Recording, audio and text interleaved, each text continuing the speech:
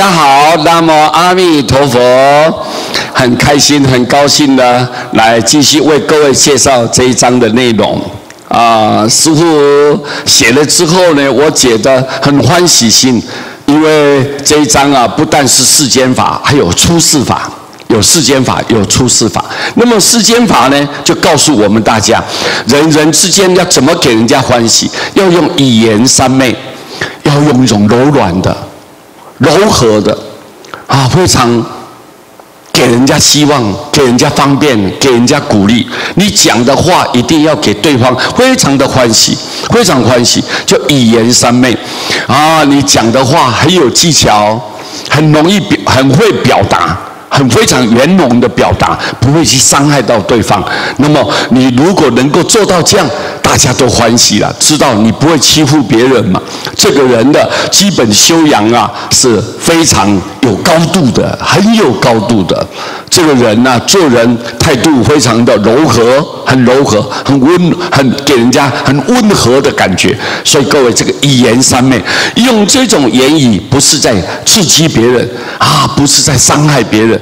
不是用尖酸刻薄的话来伤害别人，不是，他是用语言三昧，所以三昧就非常技巧的，非常柔软的，很就是表达非常圆融的，这样给大家鼓励。说批评的当中，我给你希望；我责备你当中，但是我还要给你鼓励，给你鼓励。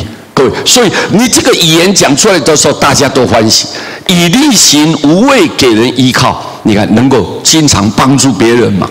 你有这慈爱的心而且勇往直前，无畏，我不害怕，不担忧，我一心的想要帮助众生。这力行嘛，能够有利益别人的行为，你能够这样，而且是非常勇敢的，不会退缩。不会退缩。你如果能够这样给人依靠，觉得别人朋友就感觉你能够做出这种行为的表现，你太慈悲啦。这个人慈悲讲值得人家依靠，值得大家依靠你，也愿意跟你这样欢喜的相处。所以你看这个很重要，以同事授给人信心。我们做任何事情呢，我们大家一起来。共事嘛，同事就是我们共事。摄受我们要互相协助、互相关爱摄受在佛教里面来讲，就叫救度我怎么救度你，就摄受你。佛要摄受众生，叫救度众生。但是这个地方的解释，同事就是我们一起来共事，一起合作，做任何事情同甘共苦。好，那么互相关怀，互相协助，互相帮忙。那么如果你能够这样，你没有自私，能够给人家信心，你要对你有信心愿意跟你站在一起。你不是一个自私自利的人，你愿意跟大家站在一起的。知道吗？受苦大家一起，欢乐大家一起，就同甘共苦。你是属于这样的一个行为，来给人家信心。以他力念佛，给人成就。他力念佛，因为我们念佛是要靠佛嘛。念佛是阿弥陀佛要救度念佛的众生，所以这叫做他力，这叫他力。他力太重要了，太重要了。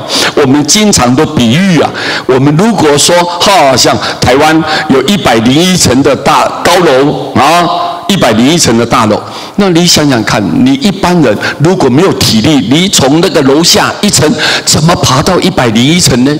太辛苦了，太劳累了，体力是个大挑战，一般人做不到嘛。做不到，更何况如果有疾病的人脚可能有受伤的人，或者心脏无力的人，那怎么承受得住呢？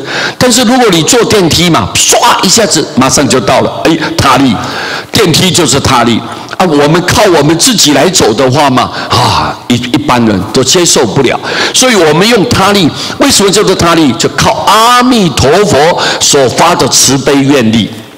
他的慈悲就是我已经帮你设想好了，我已经成就了这个名号，没有条件布施给你，只要你相信，愿意接受，好好的持念，那你靠他的力量就给我们众生，不管你是出家在家，你是善的人，你是恶的人，大家都有希望。你有罪恶的人，或者是你是一个专门行善的慈悲心的人，你看佛一律平等给你救度，这叫做他力。